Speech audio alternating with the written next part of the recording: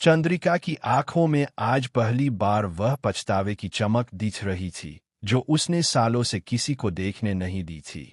घर की दहलीज पर खड़ी वह बार बार अपने आंसू पोंछ रही थी, पर हर बार आंसू फिर छलक आते थे। आज वह अपने बेटे देव और बहू वसुधा के सामने सिर झुकाकर खड़ी थी। वह चंद्रिका जो अपने फैसलों पर हमेशा अडिग रहती थी, जिसे कोई बात हिला नहीं पाती थी, आज टूटी हुई थी। उसे समझ आ रहा था कि उसकी गलतफहमियों, उसके गुस्से और उसके अहम ने उसके परिवार को कितनी बड़ी तकलीफें दी है।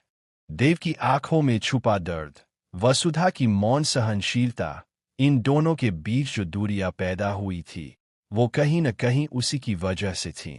जैसे ही चंद्रिका ने कांपती आवाज में माफी शब्द कहा, कमरा अचानक ठहर गया। देव कुछ बोल न पाया। उसकी आंखों में आश्चर्य, गुस्सा, राहत, सब मिलाजुला भाव दिख रहा था। वसुधा ने हल्के से अपना सिर झुका लिया। उसकी आंखों में यह स्वीकार था कि कहीं न कहीं परिवार टूटने से बच सकता है। इसी बीच प्रभात कमरे में आया और उसके चेहरे पर वर्षों बाद शांति दी थी। वह पिता था जिसने हमेशा परिवार को एकजुट रखने की कोशिश की, पर चंद्रिका के गुस्से और देव की चुप्पी के बीच वह असहाय हो गया था। प्रभात ने गहरी सांस लेकर कहा, मैंने तो पहले ही निश्चय कर लिया था। अगर हमारा देव और हमारी वसु साथ नहीं रहेंगे तो मैं उस घर में कदम भी नहीं रखूंगा।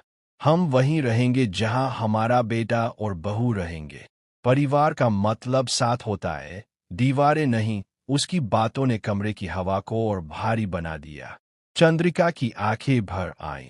वह प्रभात की बात सुनकर और टूट गई।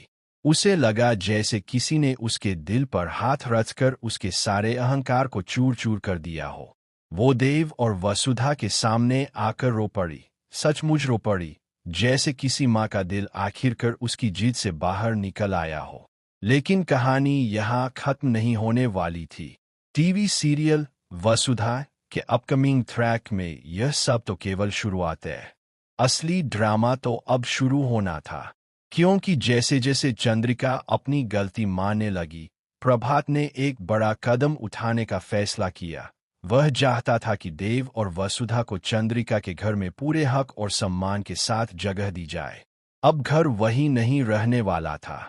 शक्ति संतुलन बदलने वाला था। एक तरफ चंद्रिका का अपराध बोध, दूसरी देव की चुप्पी के बीच वह असहाय हो गया था। प्रभात ने गहरी सांस लेकर कहा, मैंने तो पहले ही निश्चय कर लिया था। अगर हमारा देव और हमारी वसु साथ नहीं रहेंगे तो मैं उस घर में कदम भी नहीं रखूंगा। हम वहीं रहेंगे